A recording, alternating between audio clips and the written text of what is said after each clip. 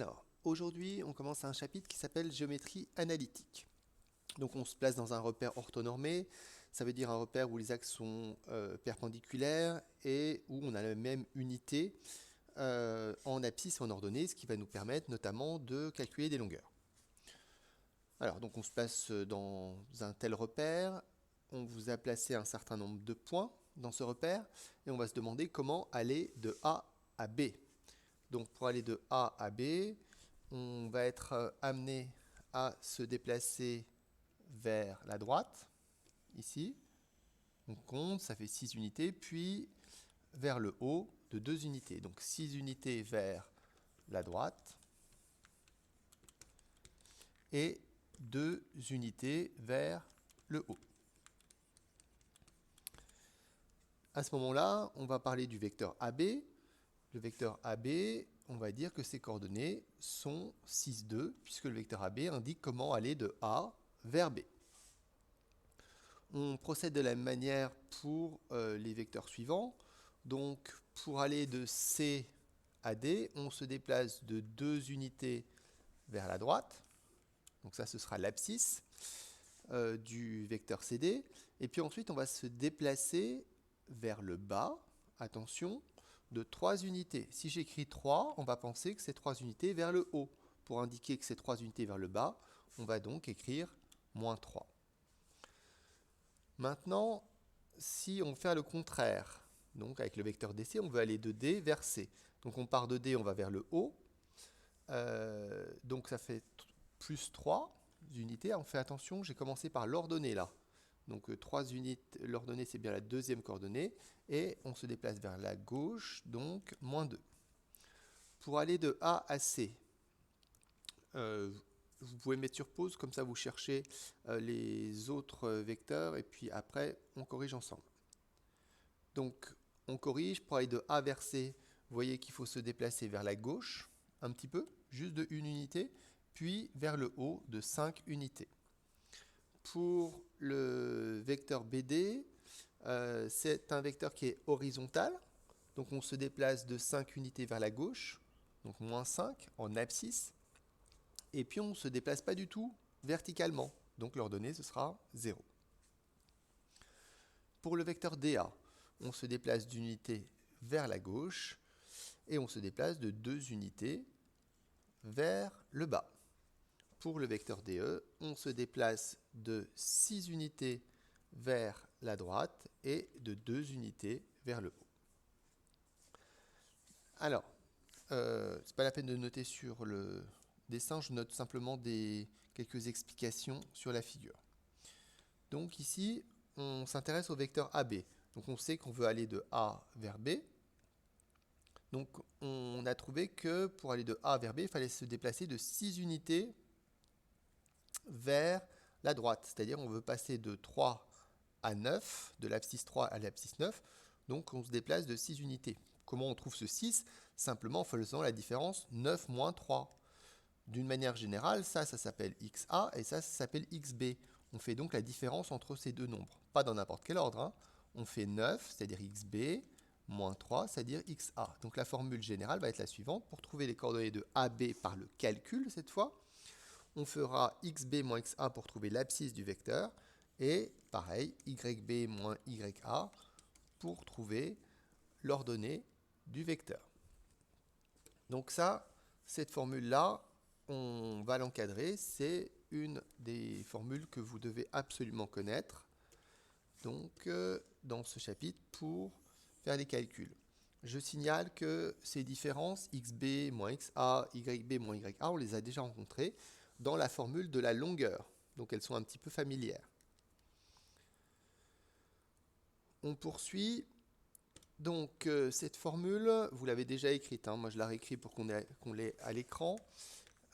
Donc cette formule-là, on va l'appliquer dans un exemple avec les points G et H.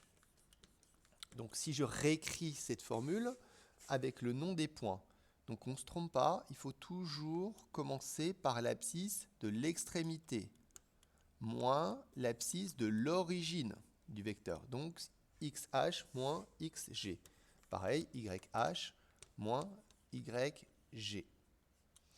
Donc je prépare un petit peu le travail. Je sais que je vais devoir faire une différence en abscisse, une différence en ordonnée. Et puis ensuite, je vais aller chercher les informations. L'abscisse de H.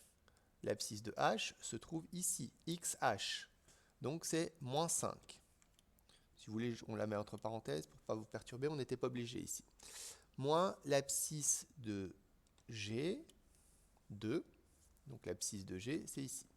Et puis maintenant, on va chercher les ordonnées. L'ordonnée de H se trouve là, donc c'est 1. Et l'ordonnée de G, c'est moins 3. Alors on fait attention, il y a déjà le moins de la soustraction. On a également le moins de l'ordonnée de G. On fait les calculs. Moins 5, moins 2, ça fait moins 7. 1 moins moins 3. 1 plus 3. Donc on trouve 4. On a bien réussi, en appliquant cette formule, à trouver les coordonnées du vecteur GH par le calcul. Donc ce n'est pas très difficile, c'est une des choses que vous aurez à faire. Pour ça, il faut bien savoir la formule.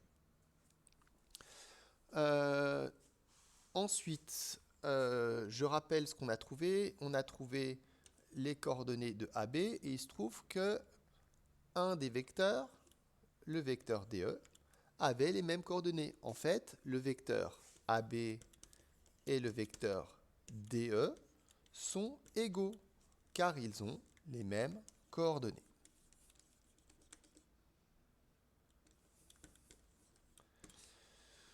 Je rappelle une des propriétés qu'on avait rencontrées précédemment, qu'on a déjà écrit dans le cours sur les vecteurs. Quand on a deux vecteurs égaux, je fais un petit schéma, vous l'avez déjà sur la figure, hein, vous pourriez vous contenter de regarder la figure, mais c'est pas mal de prendre l'habitude de faire des schémas. Quand vous avez AB égale DE, vous pouvez observer que vous êtes dans une configuration où vous avez ici un parallélogramme, propriété qu'on a déjà écrite. Donc, on fait attention au nom du parallélogramme, il s'appelle ABED. Faites attention à l'ordre des points. Justement, il ne faut pas écrire, comme je l'ai fait ici, ABDE. Il faut faire un petit peu attention. Ce n'est pas ABDE. Quand vous regardez bien le schéma qu'on a fait, c'est ABED, qui est un parallélogramme.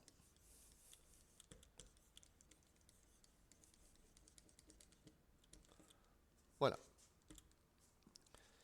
Bien. On poursuit. Donc, on va parler maintenant de collinarité. Donc, on sait calculer des coordonnées de vecteurs, et on sait dire que des vecteurs sont égaux, mais on a vu des propriétés dans le chapitre sur les vecteurs où on a besoin de savoir si des vecteurs sont collinaires. Alors, vous avez ici un premier vecteur. On va peut-être pouvoir donner ses coordonnées pour commencer. Donc, vous voyez que le vecteur U, il exprime un déplacement de 2 unités vers la droite et de 1 unité vers le bas, donc moins 1. Et puis, on vous demande de construire le vecteur V égale 3U. Je rappelle qu'un vecteur, on a le droit de partir de n'importe où. Bon, je vais partir d'un point ici. Et je construis 1, 2, 3 fois le vecteur U. Donc V, c'est 3U. Si vous comptez les carreaux, vous apercevrez que V exprime un déplacement de 6 unités vers la droite et de 3 unités vers le bas, ce qui est assez logique. C'est simplement le triple de U. Donc ça veut dire que pour passer du vecteur U au vecteur V, pour passer des coordonnées de U aux coordonnées de V, on multiplie par moins 3. C'est une situation de proportionnalité. Les coordonnées sont proportionnelles. On écrit ça.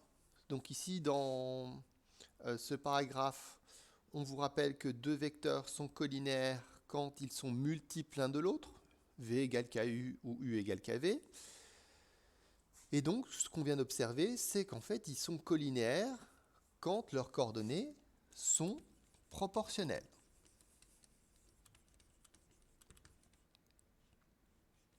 Alors, la proportionnalité, c'est quelque chose que vous avez étudié au collège et vous avez appris un critère pour vérifier une proportionnalité. Alors je reviens à l'écran précédent pour vous montrer ça. Si vous voulez, on pourrait faire un tableau à double entrée en parlant de U, de V, de l'abscisse, de l'ordonnée.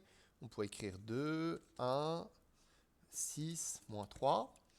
Et donc, pour vérifier une proportionnalité, vous avez appris à faire des produits en croix, comme ceci. Donc, vous faites 2 fois moins 3. J'ai oublié un signe. Ici, c'est moins 1. Donc, vous faites 2 fois moins 3, vous trouvez moins 6. Vous faites 6 fois moins 1, vous trouvez moins 6. Il y a bien proportionnalité. Et donc, nous, on va conclure que les vecteurs sont collinaires. Donc, la proportionnalité s'obtient en faisant les produits en croix. C'est-à-dire qu'il faut multiplier, il faut croiser, il faut multiplier l'abscisse de U par l'ordonnée de l'autre vecteur. XU multiplié par YV. La question, c'est est-ce que ça va être égal à l'autre produit en croix, XV multiplié par YU.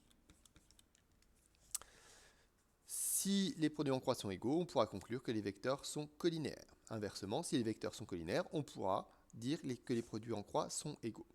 Alors dans votre programme, cette propriété est exprimée de manière très légèrement différente. C'est-à-dire que les produits en croix, on les calcule.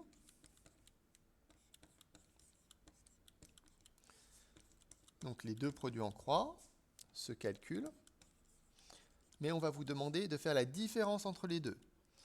Alors, quand on fait la différence de deux nombres égaux, on trouve 0. C'est-à-dire que la propriété qu'on vient d'écrire va s'écrire de la manière suivante. Le produit en croix, les vecteurs vont être collinaires quand le nombre qu'on calcule là, qui s'appelle le déterminant des deux vecteurs, quand ce déterminant est égal à 0. Quand les produits en croix sont égaux, quand on fait leur différence, on tombe sur 0 et à ce moment-là, les vecteurs sont collinaires. Donc, voilà pour cette propriété sur les vecteurs collinaires. Donc, je vais m'arrêter là et il y aura une deuxième partie dans cette vidéo.